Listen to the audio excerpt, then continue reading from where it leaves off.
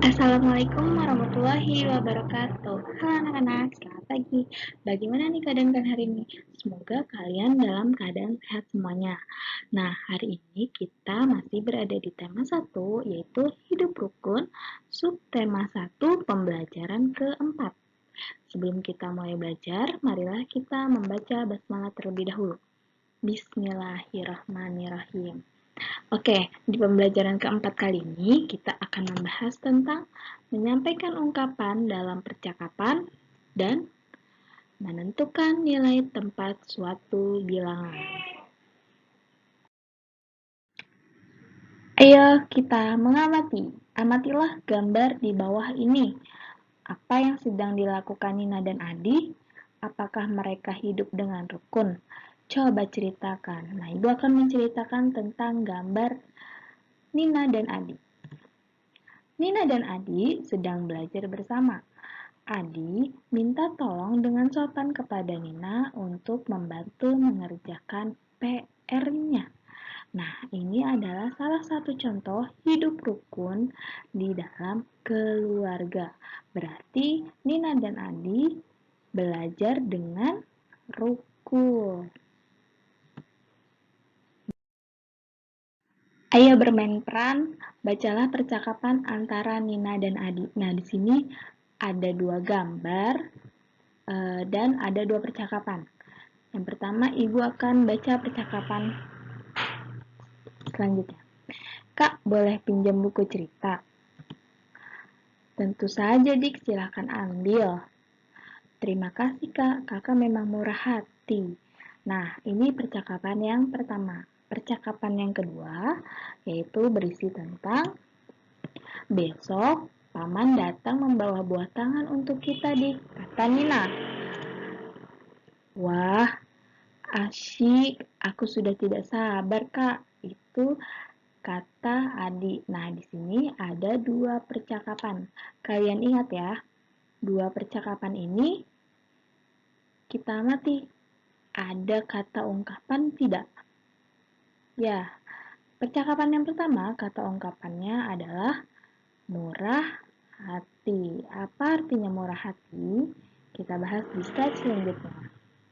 Kemudian percakapan yang kedua, yaitu buah tangan. Kata ungkapannya itu adalah buah tangan. Apa arti kata buah tangan? Kita akan bahas di slide selanjutnya, karena masih ada percakapan satu lagi. Nah, di sini satu percakapan lagi. Terima kasih, Kak. Aku boleh meminjam buku Kakak, kata Adi. Sama-sama, Dik. Aku ingin menjadi kutu buku seperti Kakak. Wah, hebat kamu, Dik. Nah, di sini kita cari kata ungkapannya. Kata ungkapan di percakapan yang ketiga adalah kutu buku. Apa itu kutu buku? Oke, kita lihat.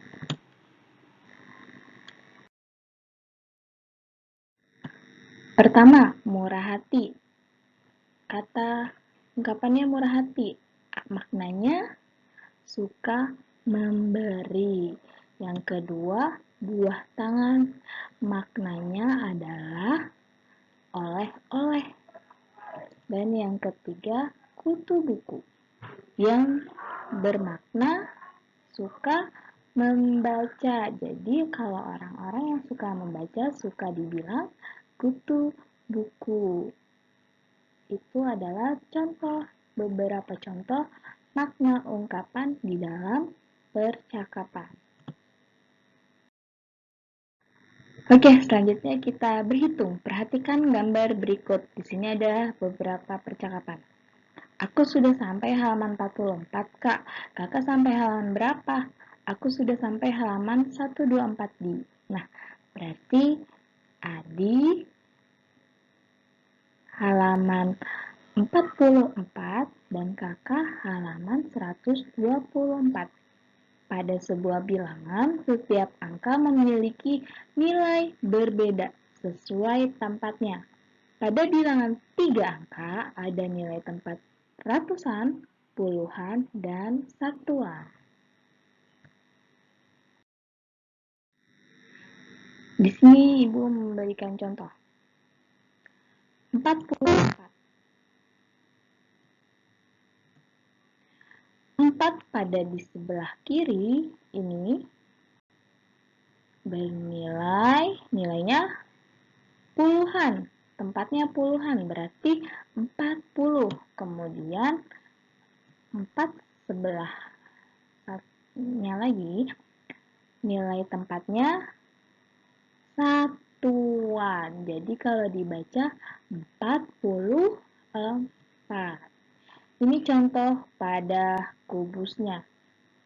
Ada satuan kubus yang masing-masing jumlahnya 10. Jadi kalau misalnya ada 4 berarti 40. Kemudian ditambah 4 kubus. 4 buah kubus berarti bilangan 44 dapat ditulis dalam bentuk panjang. Nah, ini contohnya nih. 44 sama dengan 4-nya puluhan dan ada 4 satuan. Sama dengan 40 ditambah 4. Hasilnya 44. Selanjutnya 1, 2, 4. 1 pada tempat ratusan, nilainya 100. 2 pada tempat puluhan, nilainya 20. 4 pada tempat satuan, nilainya 40. Di sini ada contoh kubusnya. Kalau ratusan berarti kotak-kotak kubusnya ini banyak. Kita hitung, kita anggap ini 100. Kemudian ada 2 kubus yang satu kubusnya berjumlah 10. Berarti kalau ada 2 jadi 20. Kemudian ditambah 4 kubus. Nah, bilangan 1, 2, 4 atau 124 dapat ditulis dalam bentuk panjang, yaitu 1 ratusan, 2 puluhan, 4 satuan. Berarti kalau dibaca 124. Oke. Nah, di sini ada contoh lagi. 2, 3, 6. Kita baca 236. 6 menempatkan tempat satuan. 3 menempatkan tempat puluhan. 2 menempatkan tempat ratusan. Berarti kalau dibaca 236. Nah, coba sekarang kita akan menulis bilangan. 117. Yang mana ratusannya, yang mana puluhannya, yang mana satuannya. Kalau 117 berarti cara menulisnya adalah 1, 1, 7. 7 bisa kita sebut dengan satuannya. 1 di tengah kita sebut puluhan. 1 di sebelah kiri kita sebut ratusan. Jadi kalau dibaca 117. Nah, selanjutnya 246. Cara menulisnya 2, 4, 6. 6-nya sebagai satuan. Ingat, 6 itu satuan. 4 di tengah sebagai puluhan dan 2 sebagai ratusan. Jika dibaca 246. 392. Kita tulis 392. Ingat, 2 adalah satuan, 9 adalah puluhan, dan 3 adalah ratusan. Nah, selanjutnya 153. Dan kita tulis dengan 153. Ingat, dari sebelah kanan atau di angka 3 ini, 3-nya adalah satuan. 5 puluhan, 1 ratusan. Jadi kita baca 153. Nah, sekarang kita akan belajar.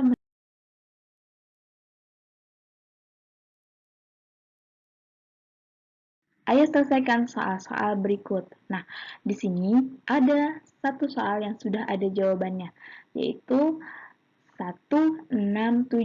Dibaca 167. Dan nilai tempatnya yang 1 itu sebagai ratusan, 6 sebagai puluhan, dan 7 sebagai satuan. Jadi, dibaca 167. Kita kerjakan nomor selanjutnya. Di sini ada angka 190. Nah, 1 itu menempatkan nilai ratusan,